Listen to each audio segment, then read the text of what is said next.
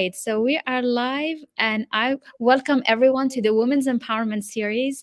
This is episode 36. So, and I'm so excited to welcome Cassie Shea, who's connecting all the way from California to be with us today. The Women Empowerment Series is a series where we showcase and we present different women leaders who are doing amazing work, impacting people's life and changing people's life so that they can inspire and share their story and also give some hints, some nuggets or some advice about what they do. So welcome, Cassie.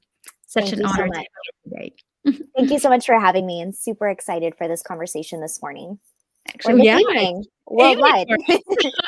We are evening, the Dubai section, or evening as well. But hey, it's morning for you in Yeah. California. It's so nice. So I'm gonna let you. Hi, Miriam. Some people, if you're joining us, let us know where you're connecting from. We would love to welcome you. And if you're watching us on replay, the hashtag replay. And if you have any question for Cassie or for myself, we'd love to answer to all of that. So welcome, Miriam. I see all those beautiful faces joining us. And I would like to let you introduce yourself, Cassie, and tell us what you do and what you're working on. Absolutely. Well, thank you so much for having me. And women's economic empowerment is something very near and dear to my heart. So I left the corporate space 3 years ago. It's actually my Mm, anniversary this week of choosing, thank congratulations. you, to move away from corporate and start my own business. So super happy to take any questions about what that transition looks like.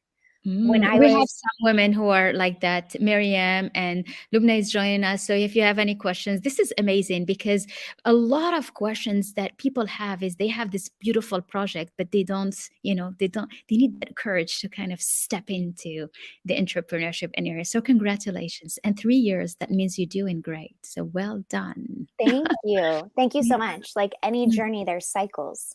And so Yeah. there's ups, there's downs. But I think business is one of the most beautiful adventures and endeavors you can undertake because it teaches you about yourself. So I believe business is one of the best personal Mm, development containers because it takes, like you mentioned, courage. it It does. takes you activating Yeah. all of your gifts, skills, talents, know how, and experience, Uh-huh. and learning how to present yourself to the world. So I've been a coach and a consultant now for 3 years. I've Okay. advised 7 and 8 figure CEOs, usually around the intersection of people Hmm. and operations. Those are my two areas of expertise in corporate. So I went from entry level employee to executive in 4 years Well in my done. 20s. Congratulations. Thank Wow. you. And Mm. I got to sort of the top of the career ladder and realized there's something missing. And the Mm. something missing piece was me really owning my creative process and really owning this desire to be an entrepreneur. And Mm. so taking that leap of faith was a really big commitment, not just to figuring out the business side, but Mhm. really honoring my dream and vision and Mm. realizing that there's never going to be a perfect or optimal time Mhm. and That's true. choosing to stop being a perpetual student and start being a perpetual activator.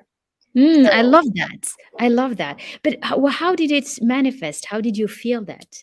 What is it in, you how did you see it in yourself that this is not corporate, it's not for you, this is not the place for you? How did you feel it?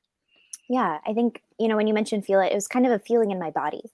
And I Wow. was experiencing a lot of illness and Oh. discomfort and just not feeling, overall, not feeling well. And there was never a diagnosed condition. But what I Mhm. realized is I wasn't really being truthful about what Mm. I truly wanted. And I wasn't using my time to do the things that my heart was calling me to. And That's so right. what that looked like for me is that I gained a lot of weight. I felt really stressed out. I Mm. didn't feel well in my body. And Wow. so part of what led me to the entrepreneurship journey was learning actually how to not just listen to my intuition and kind of honor the dream, but Mhm. also realize that our well-being is connected to how we're feeling day to day. Of And there was course. something out of alignment. And it was so out of alignment for me to continue on this corporate path that my body was actually giving me signals. It Mm. was saying, hey, stop, Wow. listen. I need you to listen and take a step back. That's amazing because you listen to the signals. Often we don't listen to them. We don't really, we kind of, we go through burnout, we don't feeling good, and we kind of push ourselves to motivate ourselves. Yeah. We have a comment saying Nesta listen to being in a perpetual activator. Hmm. Hmm. So I guess it's about, you listening to yourself and using your intuition to guide you to wherever you want to be. And so how was it to start and be an entrepreneur? So you left corporate, bye bye, I'm starting new. How was the first days and the first weeks of your journey? Yeah, well, it took a very interesting turn very quickly. So that was January of 2020.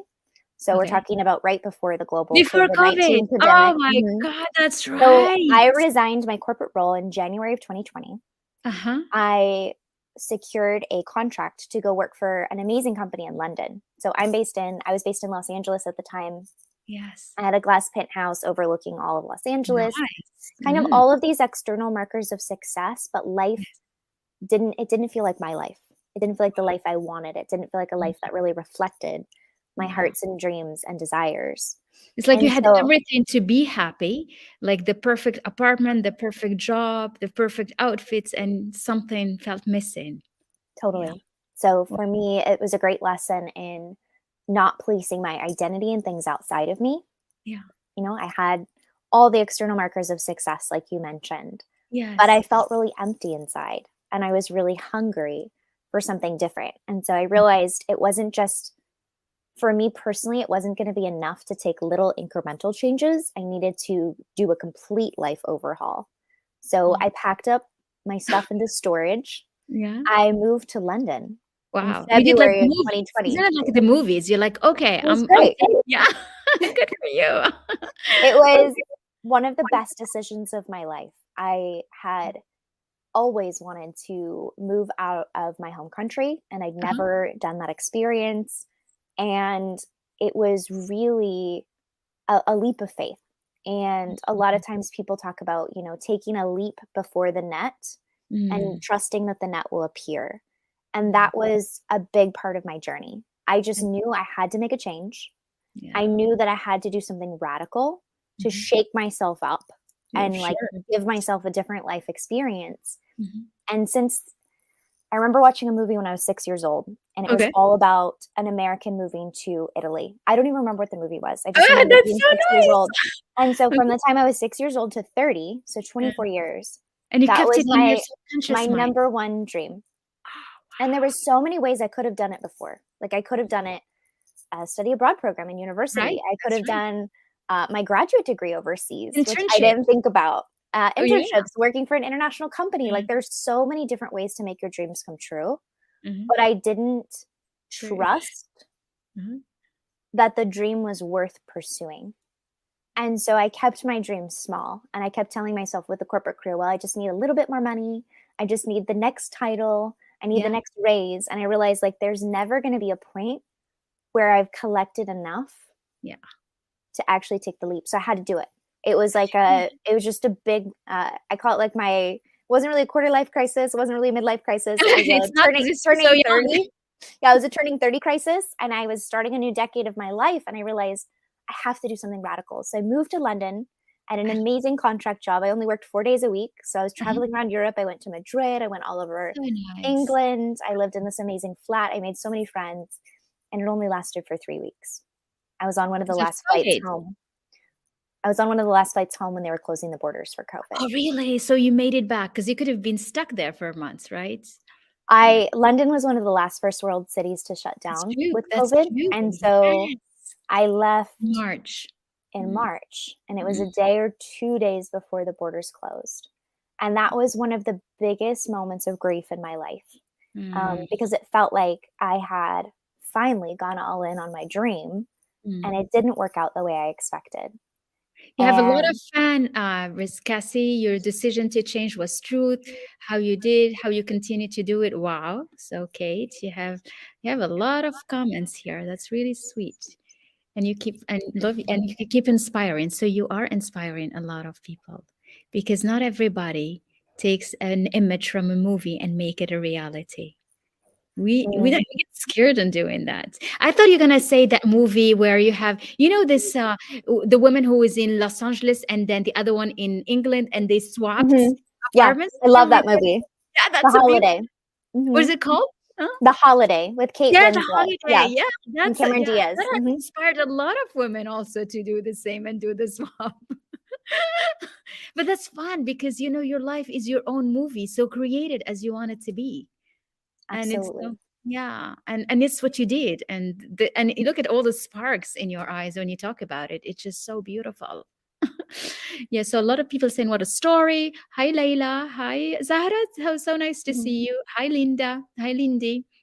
It's good to see. So you came back, and that was, Yeah, and then you started your coaching business. That's when you started it during COVID. I Yeah. did. So I did a couple of things Mhm. when I came back. I started my business, and at the time I was advising 7 and 8 figure CEOs. Mm. So Young it to be advising seven, was, eight figures. so again, the idea was helping people look at the intersection of people and business operations. And one thing that I've learned about CEOs is Mhm. they, especially in startups, they're innovators. So they want to move on. They want to move on to the next project, Yes, the next that's true. idea, the next startup.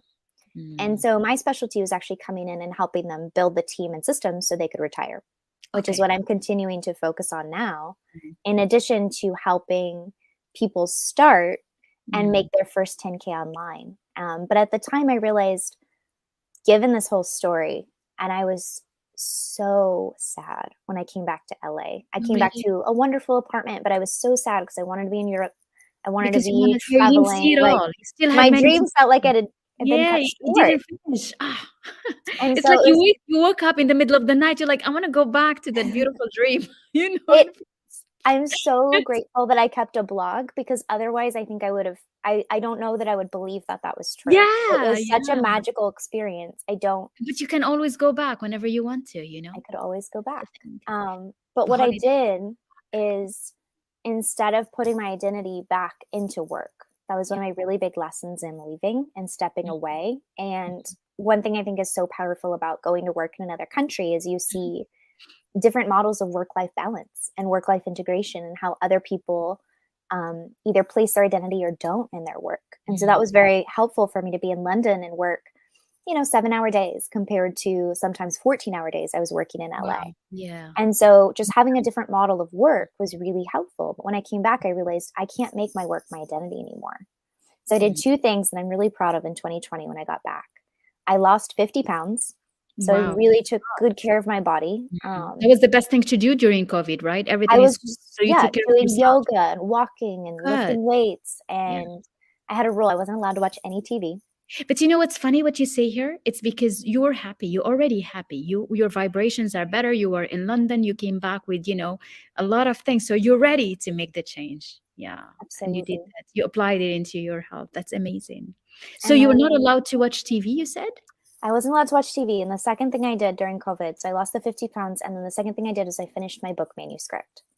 Wow. And Mm, so I put all of my free time, if you will, outside of building the business, into my well being and my yes. creativity. And I think those are the two things that ended up nourishing my soul the most, because I Mm, know so many people on this broadcast are looking about, empowerment, how to empower yourself. And I yes. feel like the two things that we don't talk about as much around career that Hmm. complement you building your career, building your business, or even being the best employee you can be, are really nurturing your You, creativity yes. and nourishing your well-being. And if Yeah. those two things are in balance, you have a much wholer, I happier, love it. So we can have joy-filled life. repeat that slowly. So nurturing your creativity and Mhm. nurturing your body. Yeah, That's and nourishing your body. nourishing. So learning to move in whatever way feels best for you. Some days that was taking really long runs for me. Sometimes it was just Mm, doing slow, gentle stretching on the beach. mm. Now, Take 3 years care. later, it's Love that. dancing, Good. um, Mhm, expressing myself with more joyful, fun movements. mhm. So yeah, really nourishing your body with well-being, like really good food, great hydration, and moving in a Yes. way that feels joyful for you. I love that. I love that. And you didn't have time to do all that when you were in corporate? I didn't make time. You didn't make time. Yeah, that's the thing. That's the thing We to always say. have time. We all We have don't 24 hours a day. Elon Musk runs 3 companies. Like yes, him or hate him, we all have time. I we just do. wasn't prioritizing my Yeah, body or my creativity. Yeah, it's like And how you so spend your day. That's what matters. And what makes you level of success and level of feeling fulfilled, actually. Because when you're missing all those components, you don't feel happy no matter what. Yeah. absolutely. It's an So inside job. congratulations. It is an inside job. Yeah, and that was my next question was about the book. So congratulations. The book came out last year, 2020. Did you have a copy to show us here? Do you have a copy handy? Oh, I can drop it in the chat. Should I do that? Yeah, if you Okay, can, or we perfect. can drop a link later, whoever wants to see it. Okay, So perfect. let me, but you have a very special title for the book. Can I? Let's So, worry about everything. Yeah. yeah, let's So worry about tell me, everything. tell me about it. So, hopefully it's humorous, but the premise is I've worried about everything, so you don't have to, and you're welcome. So, it covers Mm, everything from figuring out your career to education to breakups to how rude it is that our parents get older and mm, start to age. And then, mm, of course, my favorite topic is food. So, there's mhm. a whole section in the book that talks about what type of food relates to your romantic desires, which is Wow, pretty funny, and what to that's worry about interesting. if Give you us one order example. takeout too much. Can you give one example about food? Let's see. I write a little bit about fast food and McDonald's and how maybe you're just trying to nourish your inner child or Sure. have like a nostalgic experience. Yes. Sushi, I think, means that you wish you were naked more often because you're Oh eating my raw, God, naked I didn't know that food. one. Oh my God. So, and then there's a That's whole section about what to worry funny. about if you just sit on the couch and order takeout with your significant other every That's day. I'm gonna worry a little bit about this sushi thing because my kids love sushi. If I ask them, they'll prefer sushi than McDonald's. There's something about that. So, Oh, that's so funny. it's Okay. all in good fun. Uh-huh. So, And the so idea, what did that study make you discover about food and about yourself, really?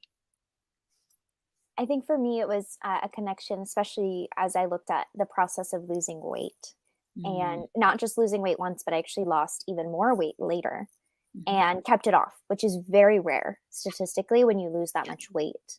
And And I fast. realized, You lose it and fast. fast. And what I realized is my life wasn't nourishing. Mm. I had You this were looking gnawing, for aching food. hunger. So you were looking for food to nourish yourself. I was using food like other people might use drugs or might numb Yeah. out watching too much TV. Yeah. I think True. food can be a very um, Addictive. Mm, addictive mm, behavior. And that's true. so I lived in Los Angeles at the time. I had access to all the best restaurants pretty much in the Mm, world, Michelin star down to taco trucks on the street and everything in between. mm, And I wasn't nourishing my creativity. That's the biggest connection. I yeah. wasn't allowing myself creative practices and creating something for the joy of it. It was always about how do I produce more for work? How do I improve my economic situation? How do I get better at this skill so I can make more money? And Mm, that left me in a place of gnawing, aching hunger because I wasn't allowing myself to be connected to my creativity and also as connected to people in my life in terms of interpersonal relationships yeah. because income, the pursuit of income had become my identity. And so Yeah. one of my key principles now moving forward in life is that there's nothing wrong with wanting to make money or wanting to make a lot of money. But now I place that in context with I want to live a free, whole, and happy life. And so I don't want to look to food or any other thing outside of me Mm, to nourish me. But when mm, I actually turn my creativity on, when I turn my creative process on and allow myself to be creative, mhm. that could be everything from how you set the table to arranging flowers to planning a birthday party. Like creativity doesn't have to be writing a book, it could be True. anything in life where you give The yourself simplest that things. joyful freedom Mm, to make life a little bit more beautiful. One of my mm, favorite authors says beauty organizes chaos. So if you mm. give yourself permission to make something in life a little bit more beautiful, I think that's what's turning on your creativity. And so for me, that was the big move that kept me I love the way happy. you put it. When you look for beauty and try to bring beauty in your life, you become more creative. Very nice. Yeah. I have a nice comment for you. Thank you, Dr. Hind, for the continue of your work. Oh, you're so beautiful. Thank you, Zara. Your guest Cassie brings this precious asset which combines voice, humor, art to emancipate business. Ah, it's a Proust Madeleine. Really sweet. Oh my Thank God. you. That this is so French. based, incredible mathematician who's writing this. So take that as a beautiful compliment. Thank you, Zahrati. Thank you. And so that's really beautiful. And I like the way you say when you use beauty, you become creative. And it's so true. And when you find beauty in the simplest thing, then that's what triggers your creativity. It's really the simplest things. Because sometimes you go sophisticated and you want to, create something doesn't exist, but you don't have to. Beauty is everywhere. You have to see it. And more you see it, more you become creative. Very nicely said, nicely expressed, and it's so true. And that's what's missing for us. Sometimes we have the most beautiful, expensive everything, but you can't see it because you're not even present when you're too busy with the corporate game, which is a game, right? It's a game. Running after numbers, running after responsibility, running after the big corner office. It becomes a game.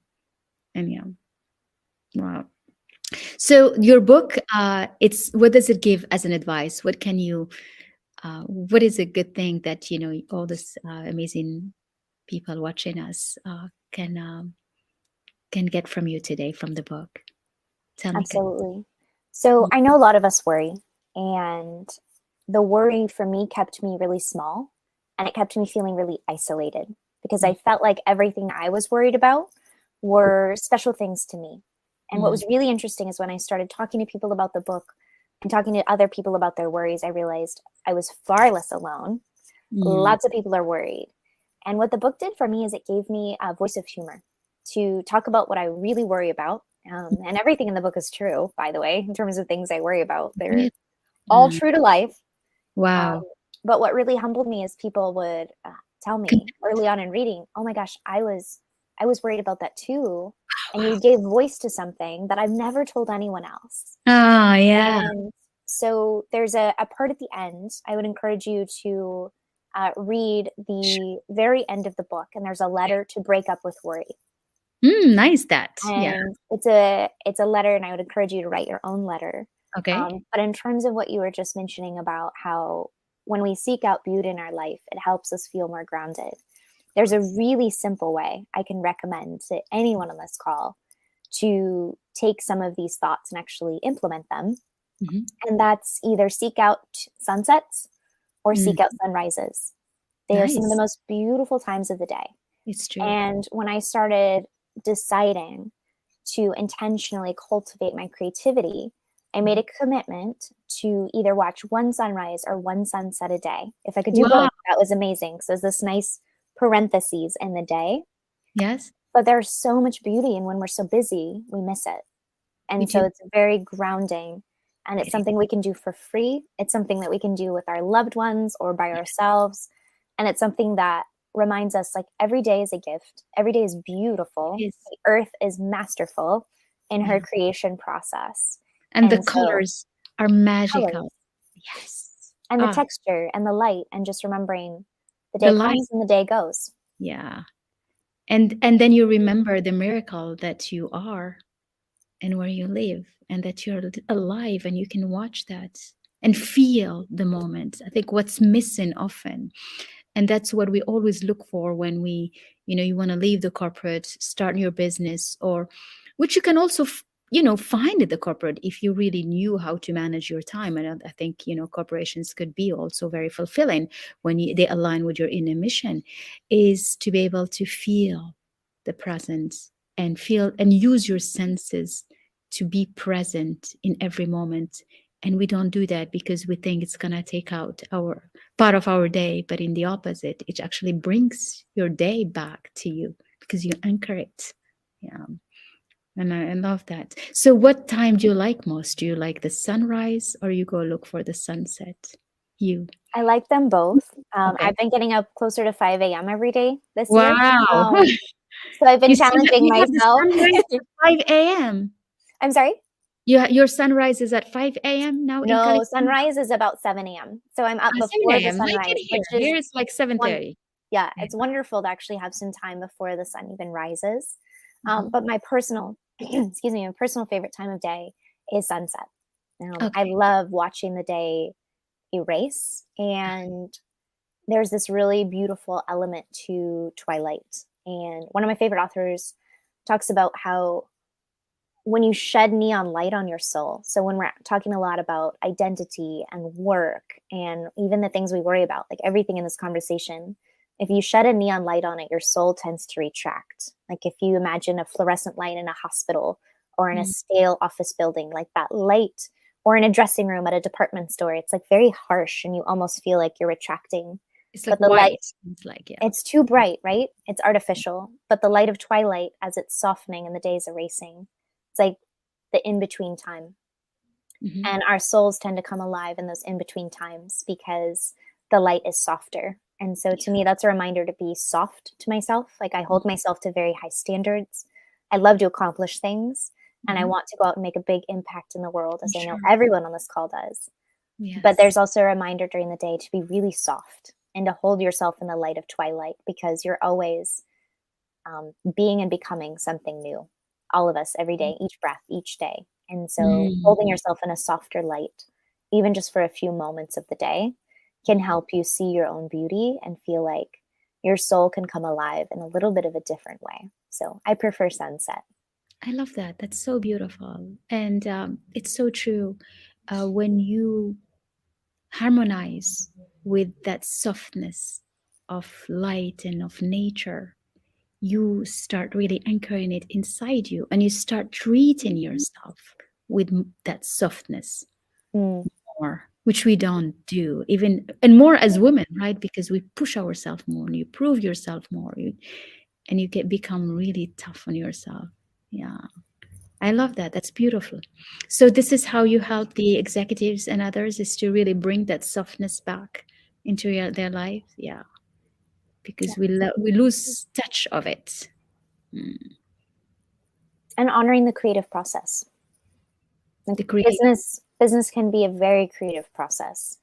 But when we're just driven to outcomes and numbers, and we're not necessarily investing in people and stories It and doesn't. adventure, it just becomes one dimensional. So, to your point at the beginning of the call, why I moved to Europe was I had this movie in my mind.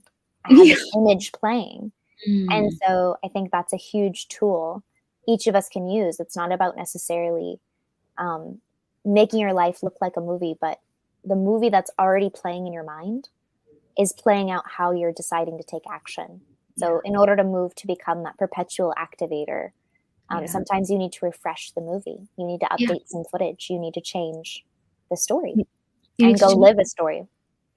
But that's true. But I still, and I do believe that everyone can play her movie by being a star in her movie, because often we let others be, that focus, and the one deciding and doing things for us, and taking the second role in the back seat. But when you take action and become in charge of your life, it's like, okay, I'm not happy here. That's what you did. I'm not happy here. I want to change. I'm packing and I'm going. So you really put yourself and take yourself. That's taking actions. That's you deciding on your life. And that's leadership, because leadership is really leading yourself first, leading yourself and leading it with so much empathy and beauty and softness. And that's the new way of leading. And even corporate today, if they want to really thrive and change, that's what they need to bring more of, that humanness and that empathy. And and I love the way you describe it. It's really the twilight softness. I think it's just so beautifully said. That's so nice. I want to, this is such a beautiful conversation and so soothing, I feel, to me, and I'm sure to everyone who's listening to us, because we kind of really, it's just bring you down, ground you to feel like, you know what? There is, this is the best energy you can be in when you want to thrive in your business, even though you feel like you want to work more to go faster, but sometimes just calming down make you move fast. I saw that you are also a singer, Yes. which is incredible, because last episode we had an opera singer also join in. So Mm. I seem to attract all those beautiful beauty and voices. How does that how did that play in the back of your mind, being so connected with music?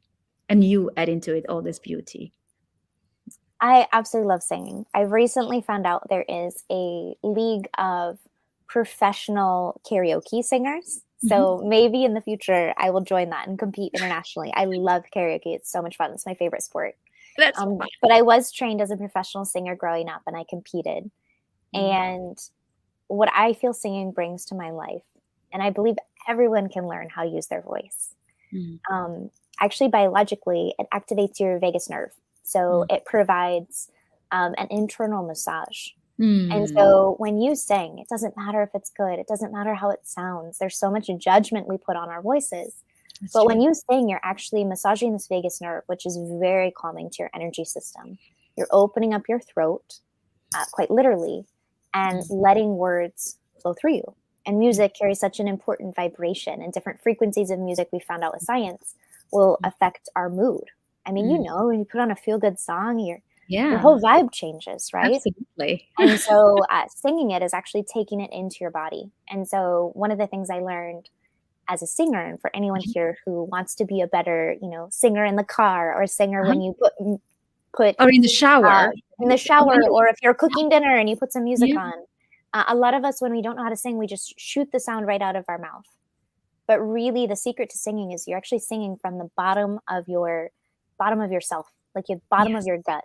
And you're Yeah. actually moving the sound all the way up. You're using the fullness of your body. You're breathing from your diaphragm down to the center of your belly, and then bringing that breath all the way forward. And so the sound comes out a little softer and a little rounder when you breathe deeper And down more and into deeper and deeper. and deeper. Yeah, I love that. That's beautiful. Well, aren't you an amazing lady? This is so delightful. Thank you so much, Cassie, for joining me today and joining us in this Women's Empowerment Series. Thank you, everyone, for your beautiful comments and for being with us, all the ladies, Cynthia, Zahra, Leila, and Kate. So delightful. If you're watching us on replay, we're going to drop also the link for your book, Cassie, so that whoever wants to really find their worry in the book, because they will know.